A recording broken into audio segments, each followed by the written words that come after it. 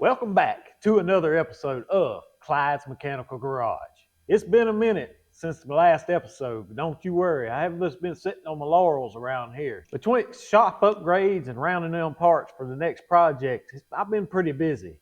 And that brings us right into the next project, which has turned out to be a favorite of a lot of you guys, and that's the Foxbody Mustang. That's right, she's in the garage, and we are going to start on it on this episode. This car is in deplorable condition, but we are planning on reviving it through this video series. And just so we can make it even more challenging, we're going to do it on a $3,500 budget. That's where we're staying, no above, below. So any tools, parts, or anything else has got to come out of that $3,500, including paint. So yeah, we're doing it budget style, but it's going to look good at the end, I promise. So if you like a good Mustang build series, stick around and let's get started. One thing that costed me because of my own ignorance was a steering column. I busted, and you'll remember from the video, I busted the switch all to pieces. And these things are really hard to come by. This cost me $180, and it was on the cheaper side, supposedly for a 91, 92 Mustang, I think, or a 90 to 93 Mustang. I'm not 100% sure it's going to work, but that is going to be our first order of business today, is to take that steering column out and try to make the steering column work so we can actually start this car with a key. We're going to go back and correct my mistake. And yes, as hard as it is to believe, I do make mistakes. What we got? About 6 bolts I got to take out of this, and I got to drop this. And then you can see right here, you get a good look at the switch that's turning the power on and off for some reason. And we got to take care of that. So I don't know if any of you ever taken the steering wheel and steering column out of a Foxbody Mustang before, but neither have I. So we're about to do it together. Go on metric on this one, guys. Stick these up here, and this should just pop out of there. And there is our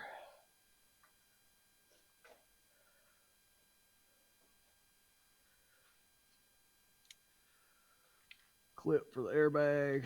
I'm just going to clip that off there. Pull that off so we can undo the airbag. There, hey, the airbag's loose. Whenever you move the steering wheel, it's I want to say it's best to utilize. It's just easier to do if you have an impact like yay. Now we open up our steering wheel puller set. Come on, there you go. There you go. No need to play hard and get. Me and you's on the same team. Now it should be centered in there.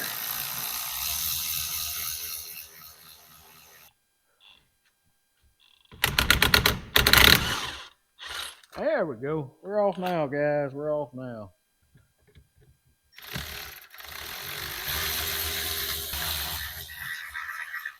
There we go. Now, let's see here. Where are you connected at? Okay, I see. Every day I see. Get down here on the floor and make some magic happen.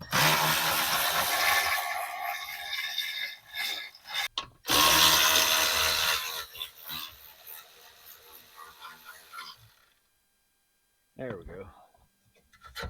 Now that's out. Now remember, guys, we're doing this all because of my ineptitude. It's so satisfying when you can prepare your own mistakes. And let's see what's that.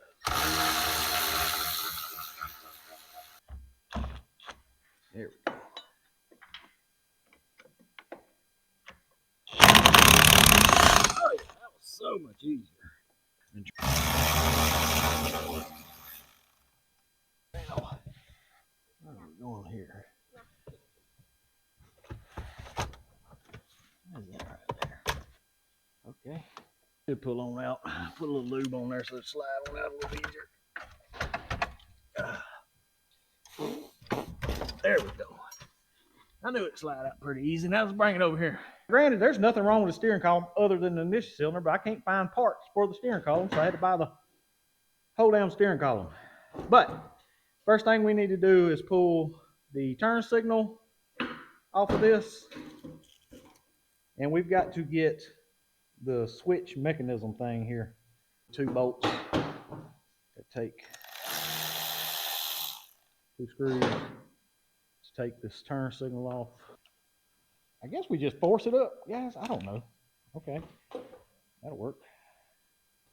If you do decide to do this at home, there's a small ball bearing in there. Don't lose that. Of course, let me see if I can pick you up here and show you. You can see this little lever right here. That's going to fall right here inside of this. And you can see the grooves right here where that ball bearing is going to catch. And that should give you your own accessories position. So I'm going to try to get this back in here without the ball bearing falling out. I think the easiest way to do that is just to stand it up.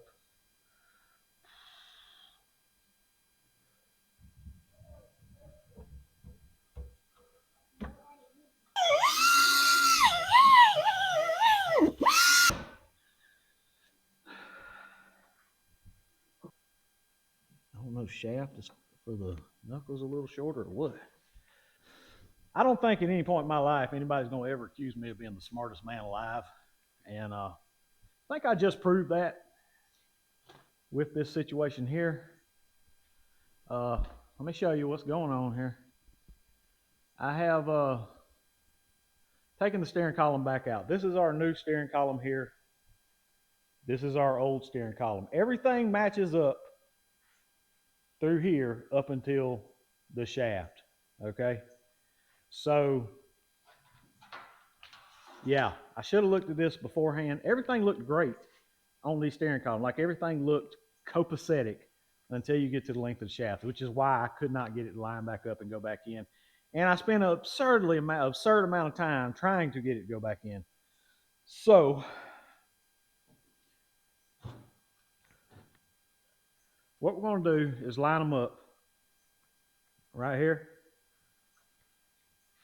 What we're going to do is line them up, and we'll make this as easy as possible. You can see that there may be, you can see there's probably, I don't know, 3 inches, 3 1/4, 3 1/8 inches of lack of, you can see there's like 3 1/8 inches of lack of shaft on the new shaft. I don't know what would be the entire reason for that. I don't know. It's everything sets up different sometimes. So what we're going to do is we're going to take and put this straight edge on here. Right there. This would be the point in your repair or build that you're like, okay, do I need to go find another shaft or anything? Or you can, which is going to cost you extra money. Then you got a shaft that's useless already. And then you got another shaft that's useless and still hard to find. We'll cut them right there. That's still hard to find. And we're going to mark right here on this shaft where the U is, where the notch is for the thing, okay? So let's try to find it as center as possible. That way we get ready to weld it, we can weld it. That's our mark, we're going to cut it. Got it marked the same spot on the other side, and all we're going to do, guys, is take this shaft and weld it to this shaft. It's going to be simple, okay?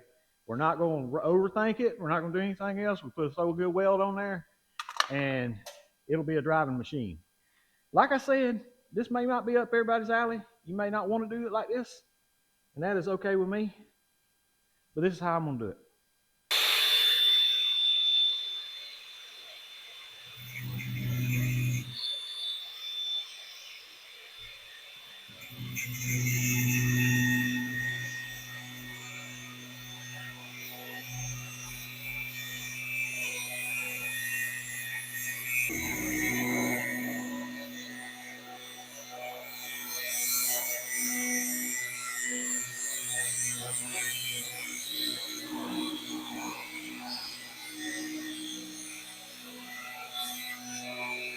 it'll be crooked. We want it straight. So we're going to try to flatten it out, smooth it out, so we got some flat surfaces here.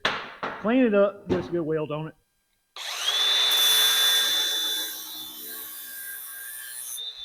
Kind of run a bevel around the side of it.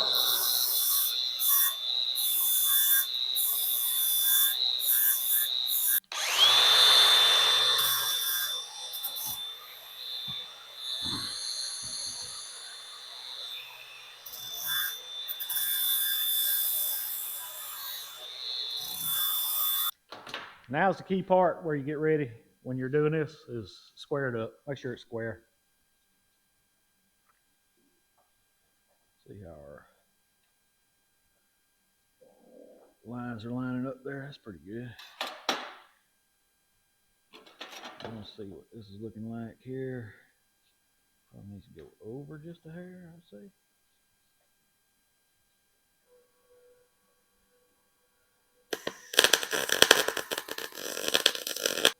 Honestly, can't get no better than that, guys. So we're gonna throw a tack on this side too.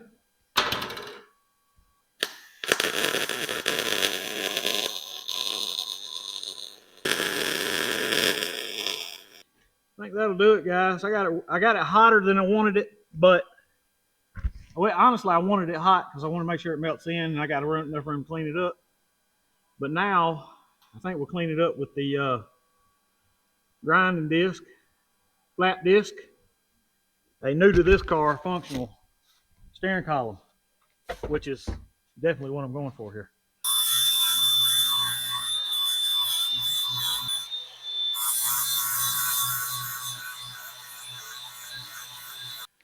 And there we go, guys. Is it perfect? No.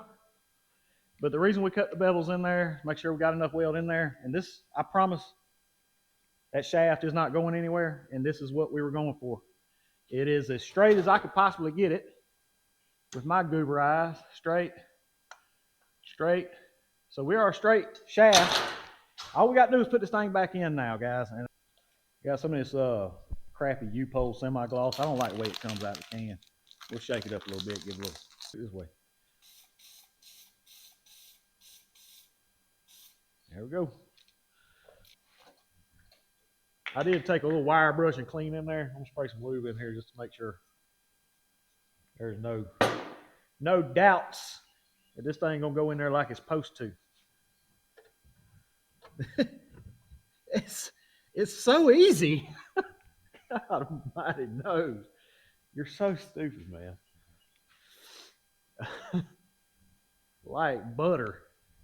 That little 3 inches whooped my ass for goddamn 30 minutes this morning. Y'all don't let me forget to tighten this at some point. All right, we can go in here and put our things back together now. There we go. And this one goes here. There we go. Got it clicked in there. And then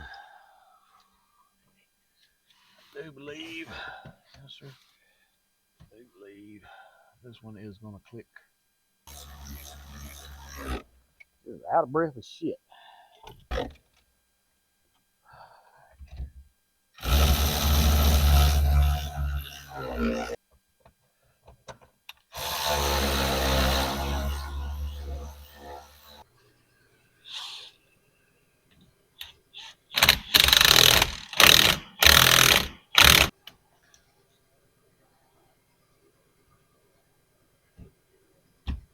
All right. They didn't give me a lot to play with here, but maybe to give me enough to.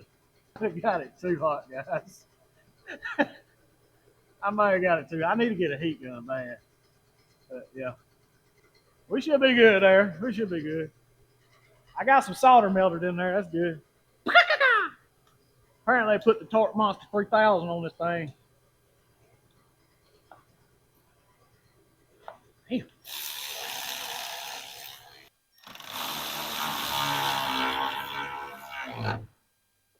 All right. Got some thread on that now. Get this back up. All right, wiring should be complete, guys. We should be able to put a battery in this thing. and start it by the key now. Should would be the key scenario. Should. Ain't right, sorry. Should be able to start it with the battery. However, I don't know what rest of junk they have done. Let me go over here and plug this bypass valve back up before I completely forget about it. I guess that's tight as it's gonna get. Plug this little girl back up now. All right, she's plugged back up. Now, let's go make sure the key is off. Make sure the key is off position here. Run, start. Okay. Key's on the off position. That's good. Slap a battery in here, see if we can start it. Oh, the hazard's on.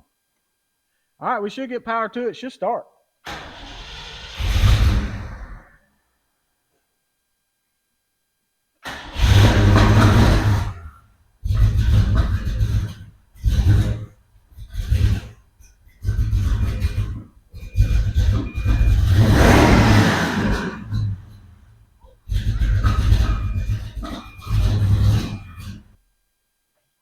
All right, guys. Hey, we're starting from inside the car now. We are starting from inside the car now. That is a good sign. That means we're on the right track. All right, guys, that's going to do it for this episode. We have made good progress. No, it doesn't seem like we've done much, but we've made progress on some questionable things to this car, most of which were caused by myself and my ineptitude. If you made it this far, thank you. Leave me a comment, good or bad. Doesn't matter. I may have missed something, and eagle-eyed viewers may notice something. So let me know. It doesn't hurt my feelings at all. I promise. I'm a big boy. I take it. And please don't forget to like and subscribe to the channel if you're willing and able. Doesn't cost anything. And remember, if you don't know what you're doing, just pretend like you do.